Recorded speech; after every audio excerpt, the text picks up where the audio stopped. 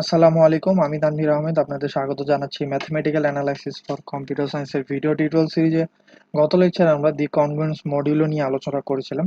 আজকে আমরা এই কনগ্রুয়েন্স মডিউলো রিলেটেড দুটো প্রশ্ন নিয়ে আলোচনা করব। তো প্রথমে আমাদের প্রশ্নটি দেখা যাক, যেখানে বলা হয়েছে যে prove the symmetry of modular congruence. তো আমরা জানি এ কনগ্রুয়েন্ট মডিউলো বি আমরা তখনই লিখতে পারবো যখন এম দ্বারা এ মাইনাস বি এর বিয়োগফলটা আমরা কি করতে পারি, ডিভাইড করতে পারি।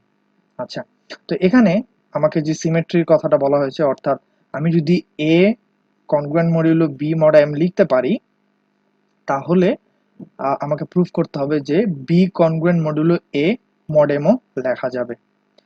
তাহলে প্রমাণটা আমরা একটু দেখি, আমি আগেই করে রেখেছি।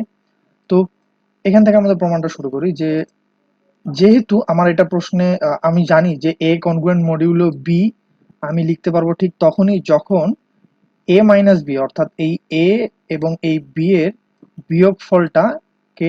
বিয়োগফলটা এম দ্বারা বিভাজ্য হবে, এম দ্বারা বিভাজ্য হবে, অর্থাৎ কোনো রিমাইন্ডার থাকবে না।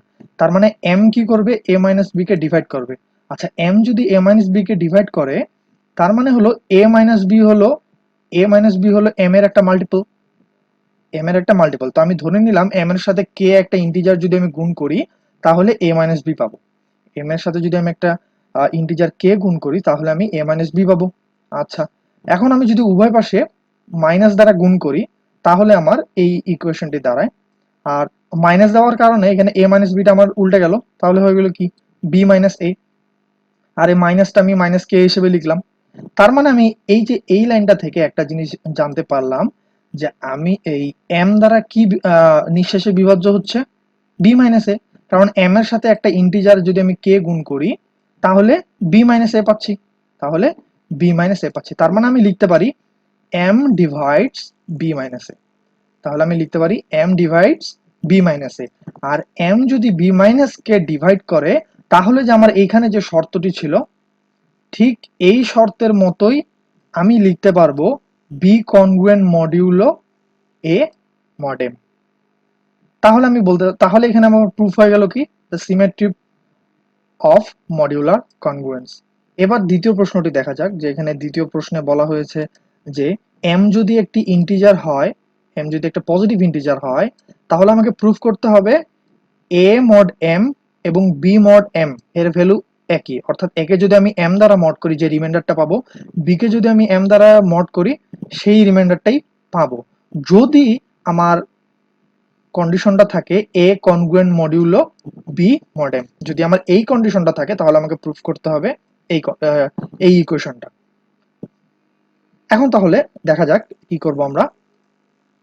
তো আমরা জানি আমাদেরকে গিভেন দেওয়া আছে যে এ কনগ্রুয়েন্ট মডিউলো বি। আমার এখানে গিভেন দেওয়া আছে এ কনগ্রুয়েন্ট মডিউলো বি। এই যে এখানে বলা রয়েছে আমার প্রশ্নে যে এ কনগ্রুয়েন্ট মডিউলো বি, এখানে বলা হয়েছে যে এ কনগ্রুয়েন্ট মডিউলো বি। আচ্ছা, তাহলে আমরা জানি এ কনগ্রুয়েন্ট মডিউলো বি যদি থাকে, তাহলে আমরা লিখতে পারবো যে এই যে এমটা কি করবে, এ মাইনাস বি কে বিয়োগ ভাগ করতে পারবে। অর্থাৎ a minus b is divisible by m, যেটা আমরা গত এক্সাম্পলটাতেই দেখলাম। তাহলে আমি লিখতে পারি যে এ মাইনাস বিটা কি, এম এর কোনো একটা মাল্টিপল। এ মাইনাস বিটা এম এর কোনো একটা মাল্টিপল, যেখানে কে কি একটা ইন্টিজার, যেখানে কে একটা ইন্টিজার। আচ্ছা, আমরা আবার ডিভিশন থিওরাম যেটা দেখেছিলাম, যে একটা ইন্টিজারকে এভাবে লেখা যায়, ডি কিউ প্লাস আর, ডি কিউ প্লাস আর। আর এখানে কি রিমাইন্ডার, আর কিউ হলো কোশেন্ট, আর ডি হলো ডিভিজর।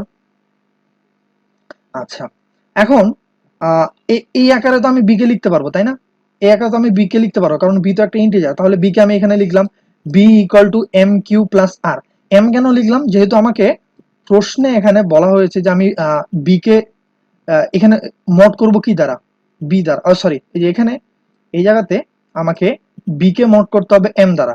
তাহলে আমি নিশ্চয়ই বি এর একটা ডিভিজর ধরে নিব এম, বি এর একটা ডিভিজর ধরে নিব এম। তাই আমি এখানে বি এর একটা ডিভিজর এম ধরে নিয়েছি। আর কোশেন্ট এটা, আর এটা হলো কি রিমাইন্ডার। তাহলে বি কে আমি এভাবে লিখতে পারি। আচ্ছা, তার মানে এই লাইনটার অর্থ দাঁড়াচ্ছে কি, যেহেতু আর রিমাইন্ডার, বি কে যদি আমি মড করি, তাহলে আমার রিমাইন্ডার থাকতেছে কি আর। বি কে যদি আমি মড করি, তাহলে আমার রিমাইন্ডার থাকতেছে আর। এই লাইন দ্বারা আমরা এটাই বুঝতে পারি। আবার a minus B equal to M K, যেটা আমি এই যে এই লাইন থেকে পেয়েছি, আমাদের প্রশ্নে যেটা দেওয়া ছিল সেটা থেকে, যে a minus B equal to কি এম কে। বি এর ভ্যালুটা আমি এখানে বসাইলাম, সরি বিটা এই পাশে আসে কি হয়ে গেল, প্লাস হয়ে গেল, বি এ পাশে আসে প্লাস হয়ে গেল। এখানে আমি বি এর ভ্যালু বসালাম এম এম কিউ প্লাস আর, আর সাথে এই যে এম কে তো আমার ছিল। এখন যদি আমি এম কমন নেই, তাহলে বিষয়টা দাঁড়াচ্ছে কি এম ইন্টু কিউ প্লাস কে, আর এখানে কি আর। অর্থাৎ আমরা যদি লক্ষ্য করি এই যে আমাদের ডিভিশন যে থিওরেমটি রয়েছে সেটা অনুযায়ী, যে আর তাহলে আমার দাঁড়াচ্ছে কি রিমাইন্ডার এর ক্ষেত্রে, এখানে কিন্তু আমার রয়েছে কি এটা এ, তাই না, এই এটা এইখানে, সরি এটা দেখতে কিউ এর মতো মনে হচ্ছে,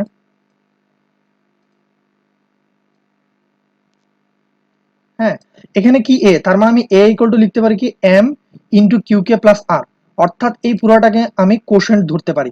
তার মানে এরও রিমাইন্ডার কি দাঁড়াচ্ছে, আর দাঁড়াচ্ছে, এরও রিমাইন্ডার দাঁড়াচ্ছে আর।